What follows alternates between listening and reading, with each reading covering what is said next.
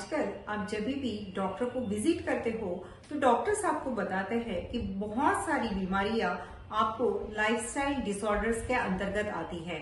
तो इसके लिए आपको चेंज करनी चाहिए आपकी लाइफस्टाइल। तो क्या है लाइफस्टाइल, ये आपको बताएगा आयुर्वेद। तो आयुर्वेद में डिफरेंट तरीके की लाइफस्टाइल बताई है। तो पहले बताता है आयुर्वेद दिनचर्या, जिसको बोलेंगे डेली रेजिमेंट। दूसरी होती है ऋतुचर्या, जिसको बोलेंगे सीजनल रेजिमेंट।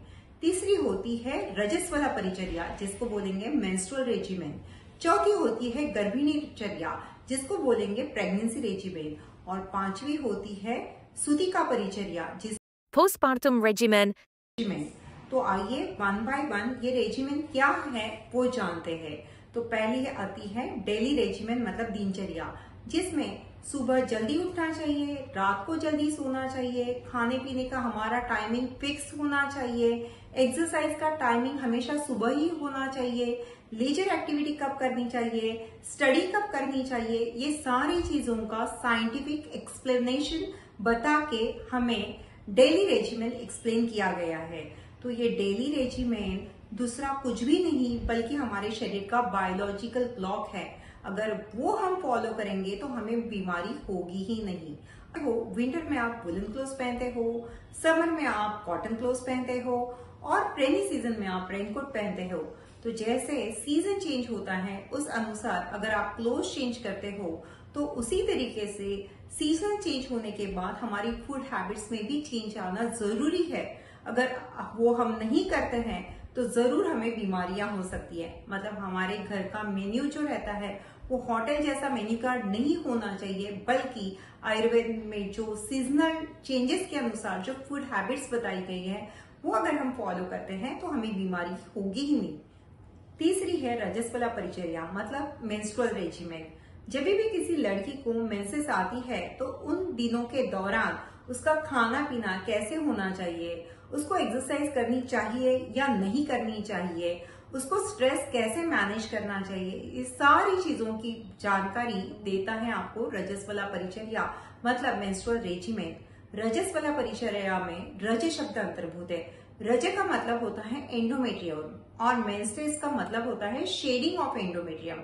तो जब भी किसी लड़की को मेंसेस आती है तो उसके शरीर में से रज यानी एंडोमेट्रियम बाहर पड़ता है, तो वो स्मूथली बिना पेन के बाहर पड़े, इसलिए आपको ये मेंस्ट्रुअल रेजिमेंट मतलब रजस्वला परिचर्या फॉलो करनी चाहिए।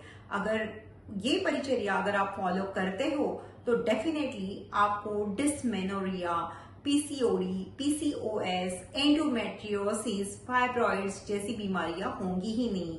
और पहले के जमाने में सारी औरतें ये परिचर्या फॉलो करती थी, इसके लिए उन्हें ये सारी अभी जो मैंने बीमारियां बताई वो नहीं होती थी। और आजकल गर्ल्स को, सारी फीमेल्स को ये सब फॉलो करने की जरूरत है।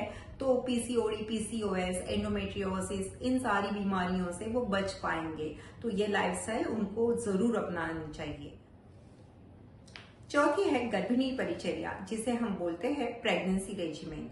तो फिर से जो लेडी प्रेग्नेंट है वो लेडी को प्रेगनेंसी के दौरान क्या खाना खाना चाहिए, उसको रात को जागना नहीं चाहिए, उसको एक राइट एक्सरसाइज करनी चाहिए, ये सारी चीजें गर्भिणी परिचर्या के अंतर्गत या फिर बोलेंगे प्रेगनेंसी रेजिमेंट के अंतर्गत बता के रखिए। तो ये अगर फॉलो करते हो तो गर्भिणी अवस्था बराबर तरीके से कंटिन्यू होती है, मिसकैरेज या फिर एबॉर्शंस ऐसे सब कुछ नहीं होता और हेल्दी डिलीवरी हो जाती है। तो इसके लिए ये गर्भिणी परिचर्या मतलब प्रेगनेंसी रेजिमेंट जरूर फॉलो करनी चाहिए। पांचवी होती है सूतिका परिचर्या। सूतिका परिचर्या मतलब पोस्टपार्टम रेजिमेंट। मतलब क्या, जो लेडी की डिलीवरी हो जाती है तो डिलीवरी के बाद उस लेडी का खाना पीना कैसे होना चाहिए, वो डिलीवरी के बाद उसको पायल्स, फिशर, फिशुला नहीं होना चाहिए, इस तरीके से उसकी खाने पीने की आदतें क्या होनी चाहिए, ये सब चीजों का ध्यान रखने के लिए सूतिका परिचर्या बताई गई है। इसमें सिर्फ सूतिका के बारे में मतलब सिर्फ मदर के बारे में नहीं बताया जाता, बल्कि उसके बच्चे के बारे में भी बताया जाता है। तो वो बच्चे को दूध बराबर तरीके से मिलने के लिए वो स्त्री का पूरा मतलब सुबह उठने से लेकर रात को सोने तक उसकी हैबिट्स कैसी होनी चाहिए, ये सब सूतिका परिचर्या के अंतर्गत आयुर्वेद ने बता के रखा है। तो देखिए, अगर आप सोचते हो तो सूतिका परिचर्या के बाद यहाँ पे एल्डरली लोगों के लिए कोई भी जेरियाट्रिक रेजिमेन नहीं बताया है, तो बिल्कुल सही है, जेरियाट्रिक रेजिमेन नहीं बताया गया है। क्यों?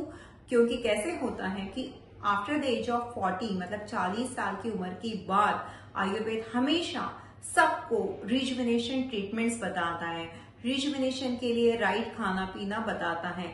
अगर ये करते हो तो आपकी क्रोनोलॉजिकल एज कुछ भी हो, आपकी बायोलॉजिकल एज कम ही दिखेगी। तो ये सारी लाइफस्टाइल्स हमें फॉलो करनी चाहिए। तो ऐसी सारी इंफॉर्मेटिव वीडियोस देखने के लिए like, share and subscribe our channel. Leave Ayurveda, learn Ayurveda.